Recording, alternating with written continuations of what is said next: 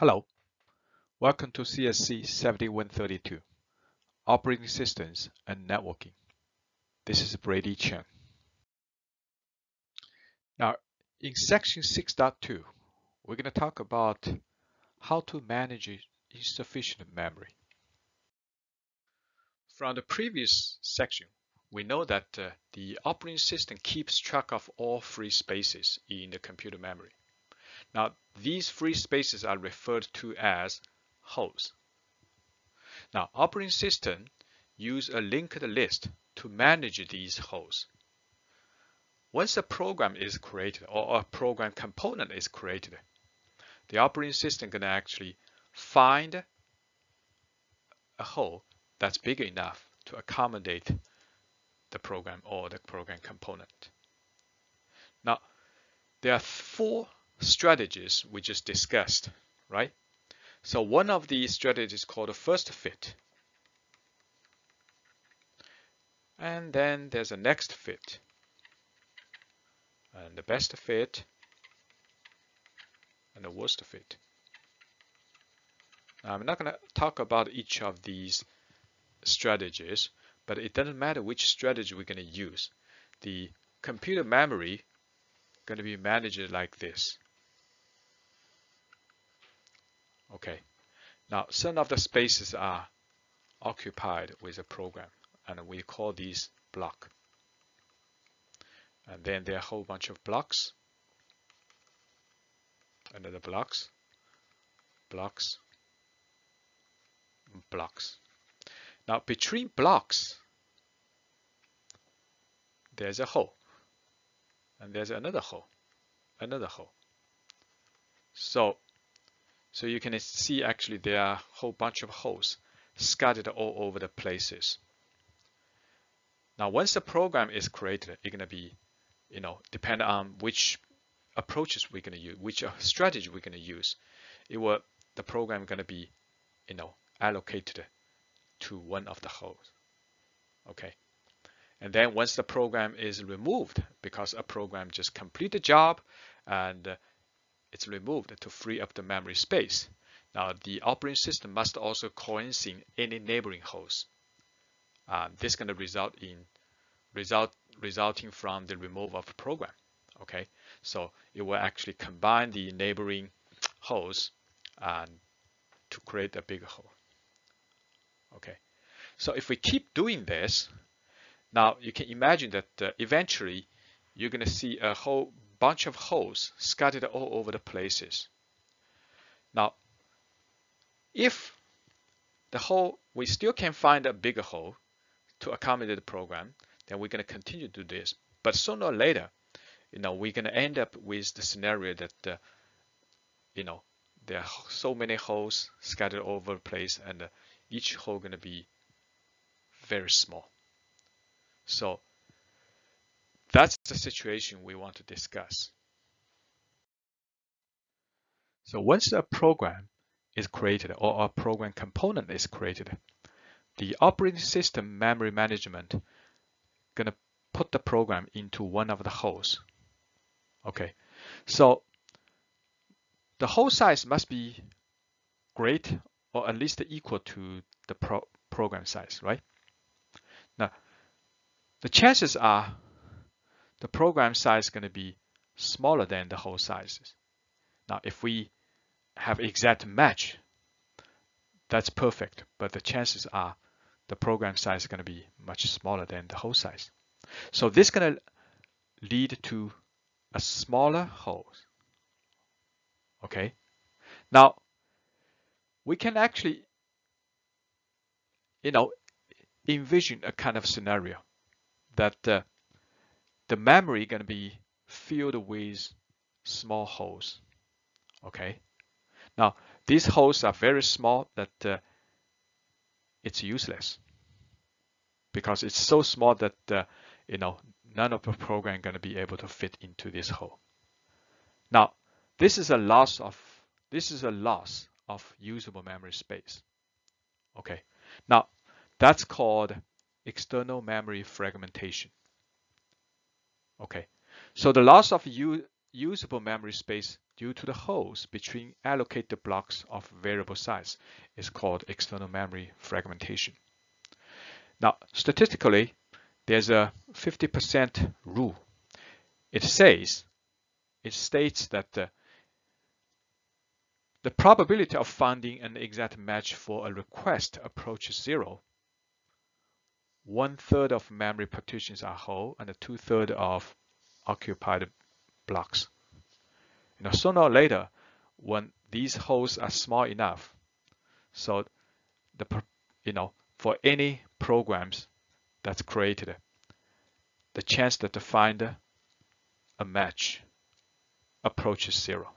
Now, when this happens, then 1/3 of the memory partitions are whole and 2/3 are occupied blocks. That's called the 50% rule. Okay. So if we draw the diagram, the 50% rule basically pretty much says like this. Okay. So you may have a block, right? And then you have a hole, small hole, and then you may have, 2 blocks in between, and there's another hole. 2 blocks in between, there's another hole. 2 blocks in between, there's another hole. So this is a hole. The chances are that the occupied space is gonna contains 2 blocks. So there's another hole. Okay. So, but eventually the hole size is gonna be small enough, so these holes gonna be useless. Okay. Okay. So that's the memory fragmentation. Okay. So the 50% rule says, the number of holes, takes 1/3 of the memory space, and then the other 2/3 partition is going to be the blocks. Okay. So with that 50% rule, then it says that if the hole size and the block size are the same, then 1/3 of the memory is going to be wasted, right? Because 1/3 actually partitions are whole, 2/3 of partitions are blocks. If the hole size and block size are the same, then 1/3 of memory is going to be occupied with holes. Now these are the memory fragmentation, external memory fragmentation. That's a lot of waste, because if you claim that you have 3 GB of memory space, and if with the 50% rule, assuming that the hole size and block size are the same, then only 2 GB of memory space are used, and 1/3 are basically wasted. So what about if, no hole large enough for a request? So for example, once the program is created and a program component is created, this process is going to request for a memory space, and there's no hole large enough to meet the requirement. So the process can either be delayed until more memory is released, or there are 2 actions may be taken to create more space. One is called swapping. The other one is called memory compression. Okay.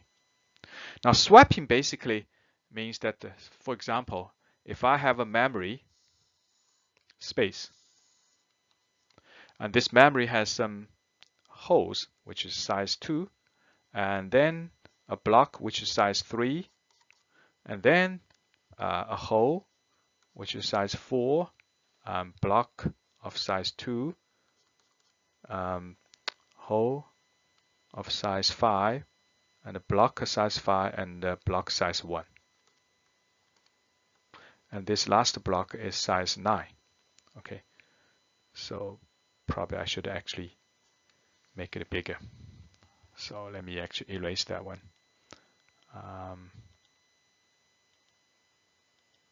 Okay.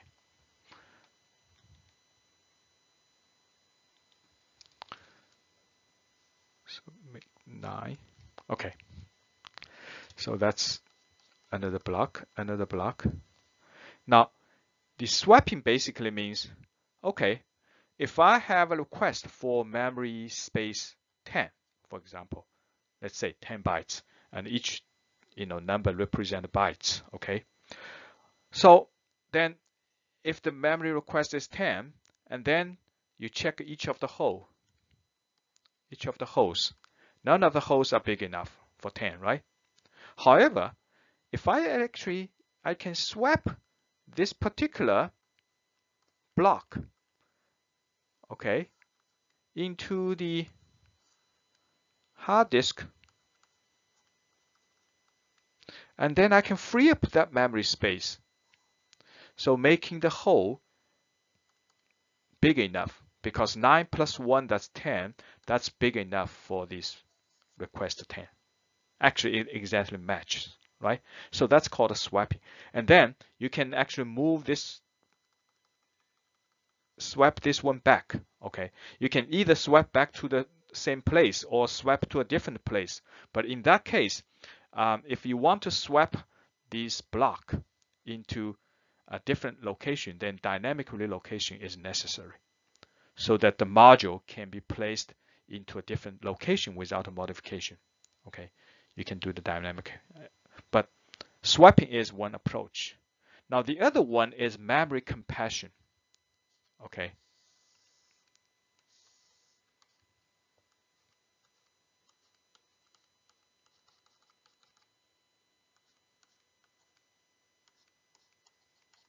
Okay, so we have some modules here, modules here, modules here, and the modules here, and these are the holes, right?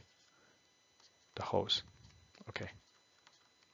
So again, if you have a request for 10, but none of it is big enough, okay, so 9 is bigger, but still smaller than 10. So one way you can do is you're going to actually shift each of the module towards one direction.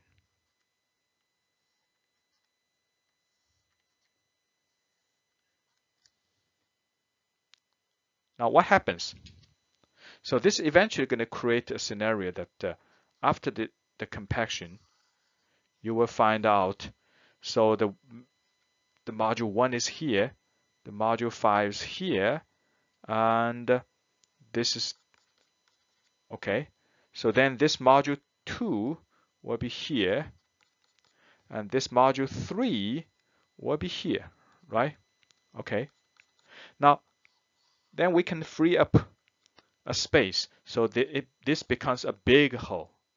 Now that hole is big enough to accommodate a 10, right? You can put a 10 over here. Now that's one approach for the memory compression.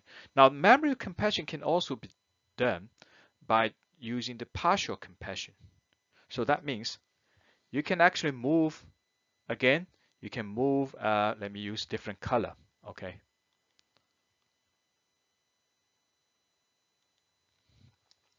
So you can move this piece, the first piece over here, and then move the second module 5 over here. Okay. Now once you move this 2 over here, then this is going to free up that much space, right? Okay. So now what is this small space? This was 9, right? And then now it's occupied by 1 and a 5, so that's 3, right? That space is 3. So now I have a 3, I have a 1, I have 5, and I have 5. Now that's a big hole. That's big enough for 10, right? Now that's the partial compression. And the compression could be done to the other direction. Okay, so these are the two possible actions. Okay, now the compression is just like memory compression is just like um, if you remember in the Microsoft Windows operating system, you can use the feature called disk defragmentation. The defragmentation basically move the space towards one direction. Okay, so if the if the computer disk space basically has a whole bunch of holes scattered all over the disk space, then you actually move each of the files modules towards one direction. That's called defragmentation. Now, that's the same concept as memory compaction, but except that this time it's for the memory, not for the computer disk space. Now, in the program relocation, we just mentioned that when the source code, source module is created, then it needs to be compiled to create an object module, right? And if you have a couple of source modules, and each source module need to compile to create the object module. So that's compiling. Okay, and then these object modules will be linked together to create a load module. And the load module then be loaded into the actual memory. Okay, so this is actually called linking. Now there are two types of linking. One is the statical linking. The other one is dynamic linking. So linking is the act of resolving external references among object modules, and that can be done statically before the loading or dynamically while the program is already executing. So the linking is actually done at the runtime. Now, dynamic linking improves memory utilization by postponing the linking and the loading of any module until module is actually needed during the execution. So we mentioned these two, that this diagram basically mentioned that if we treat all the program components as one, then there's only, we use the relocation register, just one relocation register to perform these dynamic linking. Or if the program is, three actually different program components are treated separately. So remember that the program can be actually divided into three components, right? One is the code. The other one is the statical data, mostly the import data that will be imported into the code, and then the dynamic data, which is actually the temporary data, temporary variables created during the execution. Okay. Now, one of the examples of the dynamic linking is the Windows DLL. Okay, so Windows DLL, basically DLL stands for Dynamical Link Libraries, each containing hundreds of support functions. Okay, so now any program typically needs only a very small subset of the libraries. So when you create a program, so you may actually call some of the functions in the library. Okay, now instead of resolving all external reference prior to the loading, the linker replace each library call by a small piece of code called a stub. Okay, so for example, if I'm writing the code. Okay, so here's the main program, and then when I call the function, which is actually the function in the library, and then call function f, right? Now in this case, using the statical linking, then when I actually load the program, I'm going to actually call, say, in the statical linking, then it's a main program. So I need to actually place the code in here. So the function f implementation here, right? And here's the memory location, memory address for these, the logical memory address for these function. So when I call, I have to replace the function with the memory address, so I can call this function. So I need to bring the function over here. So that's a static linking. So when you actually load the the object modules and load the module into the memory, then I replace the logical address into the physical address. Now, in the dynamic linking, like in the Windows case, when I call f, okay, I just implement a small stub here, okay. Now, during the call, when you actually execute the program in the memory, so I load this piece into the memory, so I don't replace the f with the actual memory address of the of this function. Okay, I still actually use the flap, but when I call this function, and then I just check the step and try to then find the location of this function, and which is DL implemented as DLL. So the step basically finds and load the reference routine and the sub at the runtime. Okay, but only when it's called, then I can use the step to load this one into the memory location. Okay, so here's the memory location, could be 100 to 200. So that's the function f, and then I replace the step with the actually memory location. So that's the Windows DLL. So initially during the implementation, I just implement a step, and during the call, I replace the loaded the function, the DLL function, into the memory, and replace the step with the memory location. Okay, so now let's talk about sharing.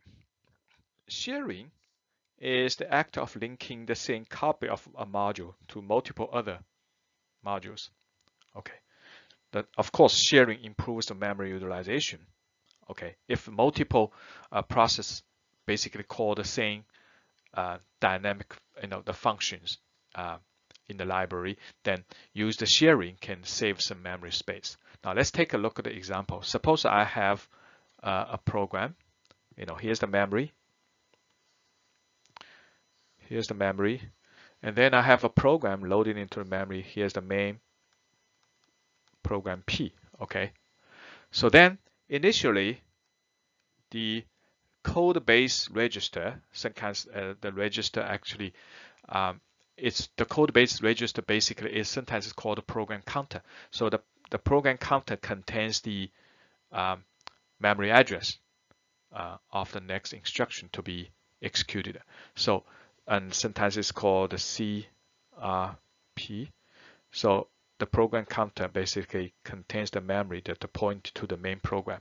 Okay, now when you execute the program, then here one of the program going to call a function which is actually basically a stub here using the dynamic linking. Remember, like a DLL, so we implement only the stub, not the actual function.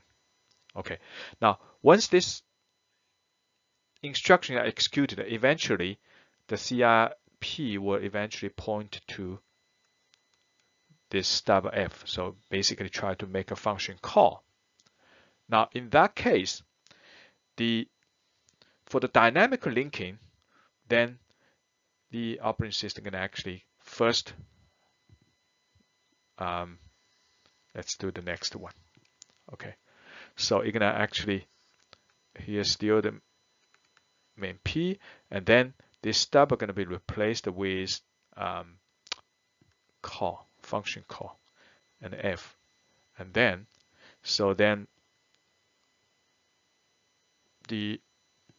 eventually the CRP gonna be actually pointed to the actual function. Okay, so whatever the function is implemented.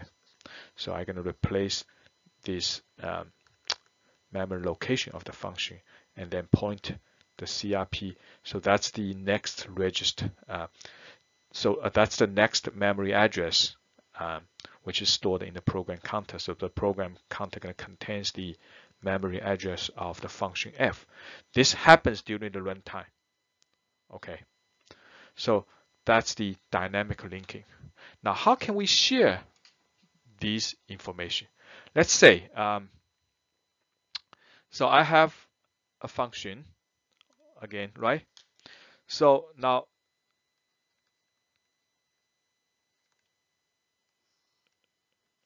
so I have the program, and then I have, actually, I just made a function call during runtime. So basically the CRP basically point to this location, right? Okay, so that's the actual function. Okay, now suppose in the main memory, I have another. Let me actually change the color to represent the other program. Okay. Okay, I have another. I call the process Q. Okay, main Q. Okay, so then the Q also gonna call the function the stubber. Okay, for this function, and then so in this case, we can actually, if the function Q is executed, so then I have a program counter for the make and the process Q and the CRQ. Okay, then the CRQ actually suddenly pointed to this stubber F, and then the stubber F going to be replaced with call F. Okay, also replaced with the call F, and then this CRQ going to be actually pointed to the same F. Okay, so now I have two process basically call the same function. Okay, so that's the dynamic link and the sharing. That's the sharing. So we basically both share the same function. Okay, so they may share the same function, but they don't share the. They each still have its own.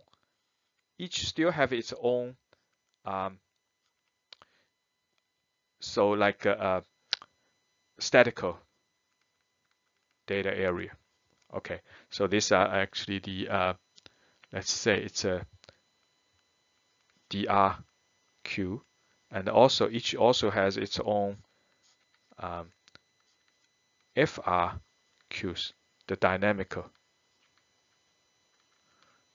data area, and also for the for process P, let's change the color. The P also has its own